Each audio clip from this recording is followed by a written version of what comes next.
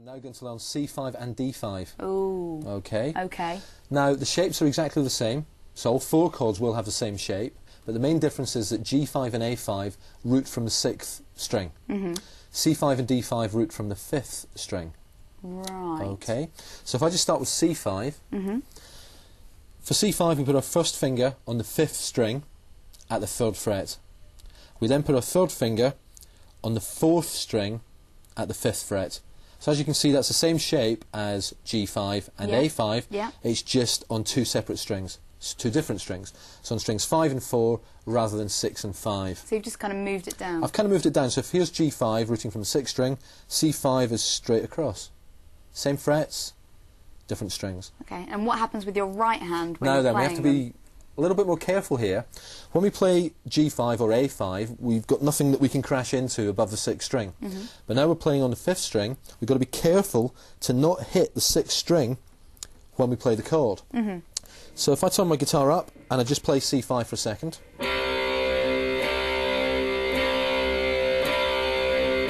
What I'm doing is I'm placing my plectrum almost on the 5th string before I play it. Not right up here, which would mean I'd actually have to bypass the 6th string on the way down and hit them. I'm just striking through.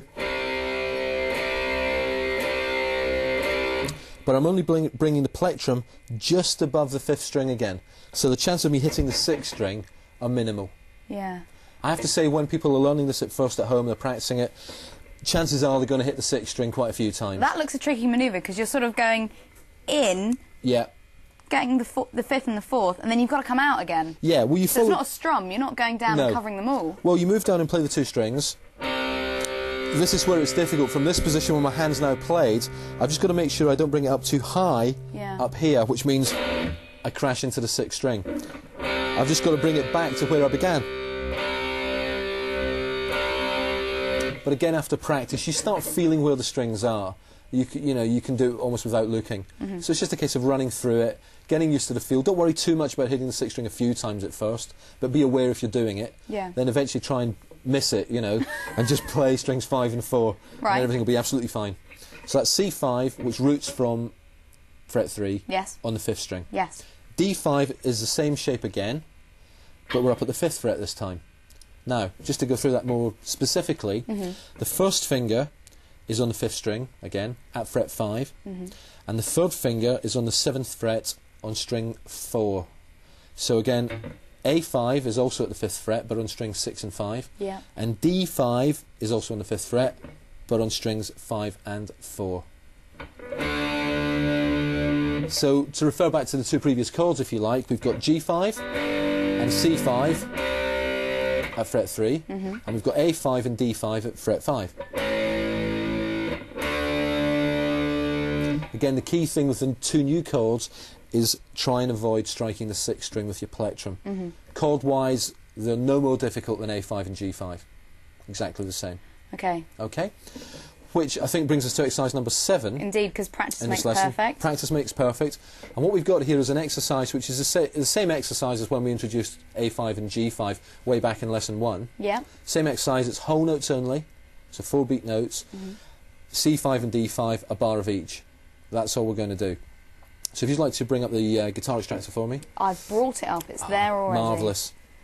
We're going to go C5, D5, C5, D5. And hopefully not hit too many 6th strings. I'll be looking out for that. Okay. So this is C5 first of all, for a whole note. Then up to D5. Back down to C5. Up to D5. C5, up to D5, C5, 2, 3, 4, D5, 2, 3, 4, all on the 5th string. All on the 5th string. D5, down to C5, 3, 4, D5, 2, 3, 4. 1, 2, 3, 4. 1, 2, 3, 4. 1, 2, 3, 4. Okay. Obviously, slow it down. down to about 60 maybe, slower if need be, but hopefully around about 60, and practice it, and then start speeding it up and see what speed you can play it without hitting the wrong strings. But I'm sure for anyone who can already play A5 and G5, left hand wise that'll be quite straightforward. It's more the right hand, just getting used to that, and obviously memorising where the chords go. And it's kind of helping and developing this sort of fluency. Yes, of course. All right. Okay. Any more exercises? That can if we help move us on if we move on a little bit, keep going down there. Let's have a look. If we've got exercise 8 here, we've still got whole notes, but we're using all 4 chords. So this is the first time we've actually used 4 chords in an exercise rather than just 2 chords. Yeah, so we've got D, A, G, C rather, C and G. And it also helps us learn the proximity of the chords to one another. Yeah, and looking at it here on the notes, if you've got those, the positioning on the stave. So I'm going to start off with D5, which is on the 5th fret, 5th string root. A5 is also on the 5th fret, but a 6th string root. Yeah. C5 is at the 3rd fret, but a 5th string root. And G5 is also on the 3rd fret, but a 6th string root. So you'll see the pattern that my hand's moving in if I run through this exercise. Okay, shall we give this one a bit of a go? It's quite important to remember that A and D are on the same fret. That G and C are on the same frets. It's quite useful to memorise immediately which 2 chords are at the same fret. So I think that's a very important point. All right, good stuff. Okay. So we're going quite fast at 80, but obviously if you're at home, slow it down. There's no shame. That's A, C, and there's G. Back to the D. Up to the 5th fret on D, and still there for A. Go up to the 3rd for the C, still on the 3rd for G, D on the 5th, A on the 5th there, C on the 3rd,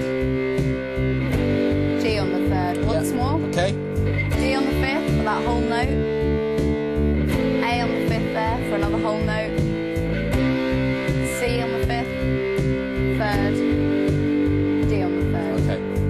And the other thing to remember, of course, is in the Gigajam course work, there's videos and diagrams explaining how to play the chords and close-up videos of hand positions and stuff. So it's quite straightforward.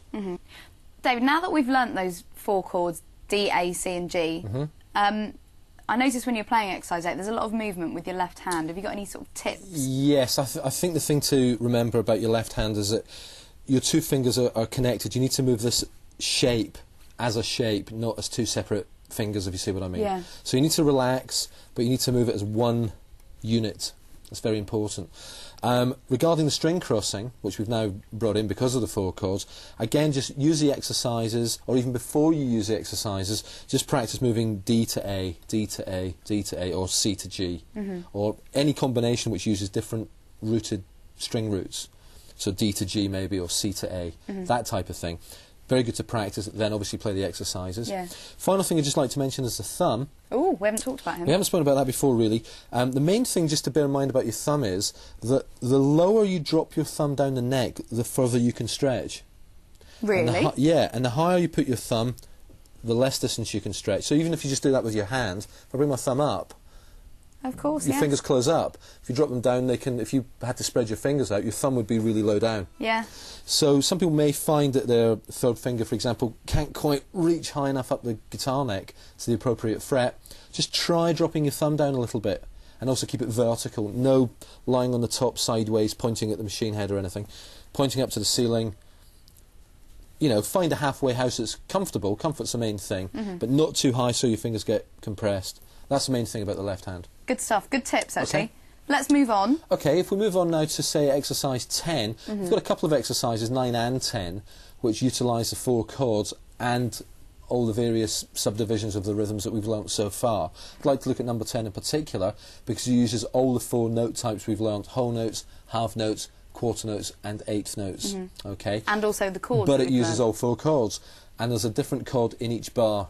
So this is, getting quite nifty now. Yeah. Have to have your stuff together, Yeah, I like what we're doing, sort of taking all the notes that we've learnt and all the chords and not forgetting any of them, just bringing them all together. Bring them all together whilst you're reading the rhythm. Because obviously you would be paying, or maybe it's not obvious, but you'd be paying most of the attention to the rhythm as you're reading a new piece of music. Certainly in the courses we work through, the rhythms are different. You need to know what the chords are. Yeah. You can't be thinking, oh, C5, which one's that again? You've got to know them. instantaneously. So make sure you know the 4 shapes, you know where they are, then read the exercises.